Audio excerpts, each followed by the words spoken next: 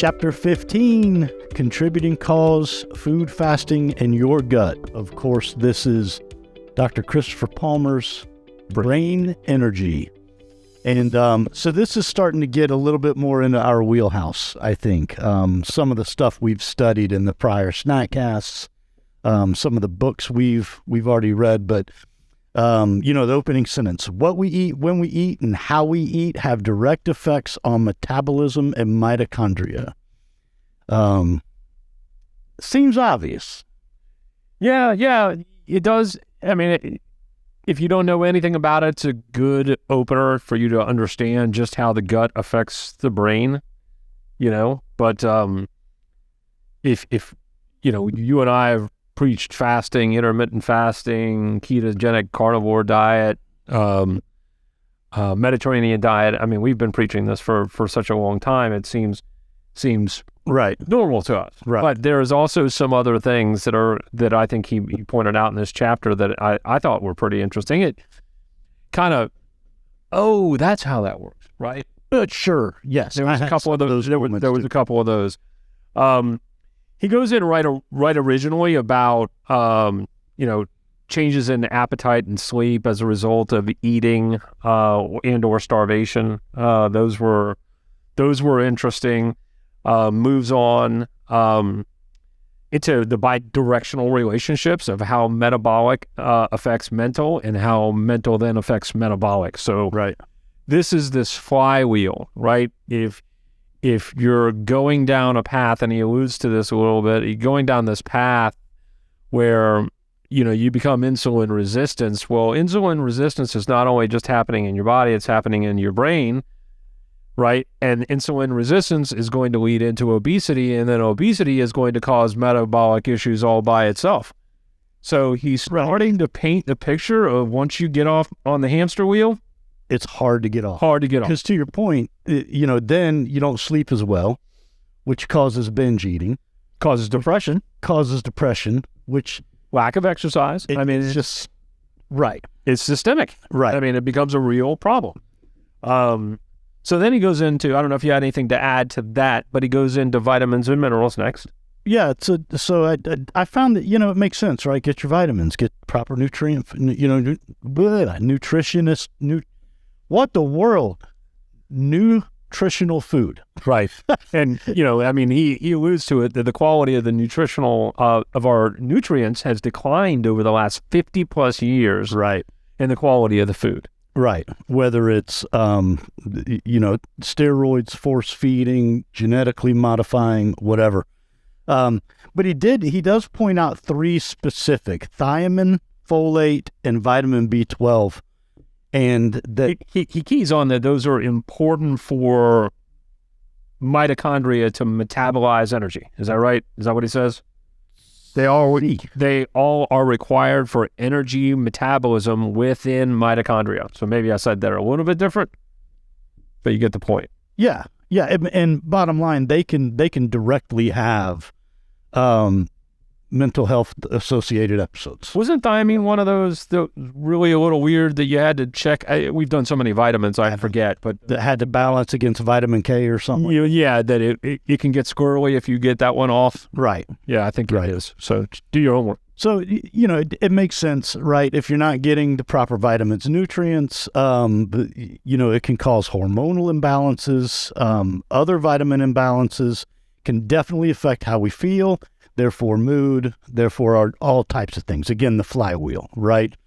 His second major topic was food quality, which this is kind of where he got into the GMO stuff and yeah, he starts beating up high-fat diets, and I was like, yeah, I'm not buying it. And then at the end, he went up quite a bit. At the end, he basically, I won't get into it right yet, but talks about fiber a little bit. How important that is for the gut butyrate, short chain fatty acid. He's our current Secretary of Transportation. Butyrate. So it was he started to paint the picture for me of, and I don't know if it was in this section, but it was he mentions the trillions of bacteria that are in the body. Yeah, that's in gut microbiome. Okay, I'll hold off then. Yeah. I'll hold off. Yeah. So he does mention that sometimes junk food isn't junk food because of what's in it is bad, but it's that it's void of the good things. It kind of goes both ways, and that's when he starts to talk about butyrate. I can't remember what it is, but something about it's fiber, and fiber is converted by the gut microbiome into butyrate, which, long story short, affects the liver, there's a main vein called the portal vein that goes to the liver, but long story short, it's tied to Alzheimer's and a few other things. I don't have them highlighted, but so he's making brain energy. He's making the case for fiber, Mr. Carnivore. Yeah, I'd have to figure out what else makes butyrate and right. What is its balancing mechanism, right? So he weighs up at the end of this. Was it at the end of this, or was it somewhere else where he weighs up and relaxes a little bit? Oh, okay, it's not here yet. I'll save it. But so next major section of the book, obesity, right? Duh. So again, as a hamster wheel here, he says, in fact, sometimes when obese people lose weight, their metabolism plummets. It fights their effort to lose the weight. So, like, you're losing weight and you start getting tired all of a sudden and all the time, and then that affects your ability to lose weight even further. Right. So he says sometimes there's other stuff going on other than just people eating too much. Sure. Well, I guess it's on the heels of the other two sections of vitamins and then junk food supply. And, if you're not getting your vitamins and you're consuming a junk food supply, then isn't the natural result kind of going to be that, right? Yeah, and he says here at the bottom, people with obesity usually have insulin resistance both in their bodies and their brains. Right. So this is later in this section is when he got into beating up the high-fat diets. And we're big believers in high-fat diet, done the right way. Yeah, well, and he does. He kind of reels that back. He says that, the thing with high-fat diets is there's often a lot of sucrose, that he's not really speaking to a lot of Mediterranean-style diet. A lot of crappy oils. Right. Not, canolas and vegetables. Right. That could be considered high-fat, and you and I don't think that way. No. We elude those. So now into one of your favorites. Woo, fasting, starvation, and eating disorders. I'll let you handle this because I know this is your... Tremendous amount of science that suggests that eating all the time actually harms health. I've preached that for a while. I never eat breakfast. It's have sometimes a bigger lunch and then sometimes a smaller dinner, and sometimes I only have a big dinner. So, I've made a big deal of autophagy before. One of the interesting things was he mentioned mitophagy, right? Which is basically one of them is repair and one of them's recycle, I think. Recycle. Yeah. So mitophagy basically is the brain taking out the crap, right? I've talked about autophagy where the body goes into the fat stores, pulls all the crap out, uses, repairs cells, recycles cells, eats cells for energy where it needs to. And that's how fasting works. And I would point back to, like Dr. Kinberry, eat like your ancestors did. They didn't have time nor the resources to sit and eat 3 squares a day or, snack throughout the day. No, they ate. They went and worked a field. They went and sought the next meal. Right. So, if you go back far enough, right, they would naturally go days without eating. And it was nothing. It was normal. And we've kind of, come current into where we're at. And it's this idea that it was constant. It was feasting, and then it was starvation, and then it was feasting and starvation. And now we're just in a constant stage of feasting. Right. Constant. So ice cream before bed and Special K as soon as you wake up. Yeah. So he talks about, in fasting, how in autophagy and in mitophagy now it sounds like, your body as a part of the starvation process uses everything it can for energy. So it grabs those bad cells first, right, and eats them up. Right.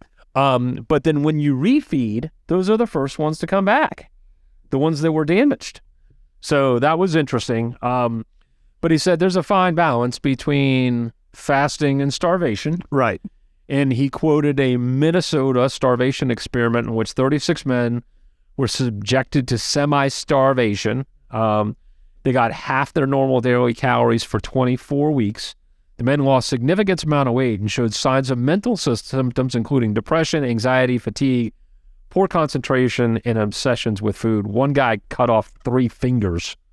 So obviously starvation affects brain energy and mental health as well. And you know, you look at some of the diseases that some people have. Well, what's the I wanted to say alexia. The word where you don't eat a lot, where you think you're fat. He mentions that in here. And there's anorexia. I knew it was an exia. So hang on, do you remember what the Minnesota starvation experiment was? It's Ansel Keys.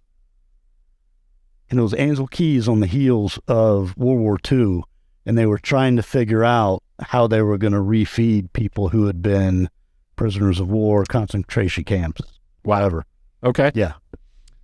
But yeah, I mean, it's I say it's a fine line, you know, but as you mentioned before, you know, they're experiencing all these mental disorders through their century starvation, but were they getting the nutrients that they needed? Right. You know, I mean, they weren't getting, we don't know what, if your daily calorie content was 1,800 and you're getting 900 and that 900 was crap. It was all bread. Right. What? Void of nutrition. Right.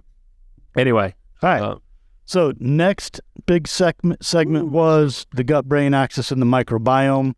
Microbiome simply refers to basically from mouth to butt and everything that goes on in between there, mainly in the intestines, in the stomach, and how critically important it is to not only mental health, but if you're compromised, if there's a bunch of alcohol, a bunch of, ulcers, I guess. If your biome is compromised, it can have a hamster wheel worth of effects. Yeah, well, I mean, I like this that he says that there are, because you get probiotics and it's like 1 billion, probiotics or something like that. He says there are trillions of bacteria, fungi, and viruses in our guts that play an important role in the human body. So he also points out that this bacteria, they got right of first refusal on all the food, right? So the food goes into your stomach, the bacteria gets it first, it uses it for energy, and then sends it off throughout the body. So now you're making the connection. Then the brain is next, right? Right. It goes from the gut to the brain, and then everything else down in between. And now you're starting to make that connection of like, I mean, I see it with people I know with ADHD, like sugar, and then they have ADHD problems. And now I'm starting to understand that connection between the brain and the gut. Yeah, and one of the things I wanted to point out on the gut, and I use her as an example several times, is my mom, right? She's on a lot of pharmaceutical drugs, and it I don't know this, I suspect that it just wrecks her. It's got to. I don't think she properly absorbs anything, that she eats. So that would be another. Antibiotics wreck the gut. I know he mentions like 8 things here. We can address from real thing. Good things you could do to intervene. Address your nutritional deficiencies. Remove dietary allergens or toxins. If you're celiac or if you're lactose intolerant or some of these other things, you need to address some of those things first. Eating a healthy diet, Mediterranean, high fat, ketogenic. Explore fasting, intermittent fasting. He said fasting mimicking. There are actually like, I don't want to say shakes and things, but there are drinks and things now that start to mimic fasting a little bit. I don't agree with that. I think if you're going to fast. Improving the gut microbiome seems obvious. Improving metabolism and mitochondrial function. including thinking about insulin resistance, fixing insulin resistance. Dietary changes and losing weight can help mitigate the problems with obesity. And he said dietary changes result in gaining weight can be a life-saving intervention for those who are severely underweight. Yeah. So there needs to be some ways to attack that. Yeah. So then we kind of need to wrap up. He dives a little deeper, and I think 3 of the areas it was vitamins and nutraceuticals, diet and fasting, and then the gut microbiome. And he wraps it up with a story about Mildred. And it's pretty fascinating. Never too late. Yeah. It was like for 58 years, or like from 12 years old. 17. 17. She started symptoms of schizophrenia, chronic paranoia, all kinds of antipsychotic. She was suicidal. Yeah. Yep. She tried to kill herself by drinking a bottle of cleaning fluid. At one point, she weighed over 330 pounds. It got so bad she had to have a caregiver, like a guardian, right? Not just someone to help. It was like almost like a parent into adulthood, right? And what was it at age 70? Yeah. At age 70, she was admitted to a weight loss clinic at Duke University. They used a keto diet. She tapered off all of her psychiatric meds. She lost 150 pounds. She's kept it off to this day. I don't know when this exactly. It says, now 13 years later, she's symptom-free. Symptom-free, off meds, and doesn't see any mental health professionals. Dude, 55 years of crazy. That sucks. And fixed it. Man, you ever have regret? That would be regret for a lost time, But right, that's worse than prison. She gets to serve as a purpose to maybe millions of other people that like, hey. He actually said at the bottom that Mildred's like very proud and asks him to share it whenever he thinks it can help someone. So very cool.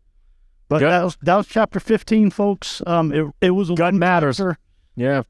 Sorry for going so long. Questions, comments, concerns, hit us at snackcast@yes.fit. Stay moving. See you.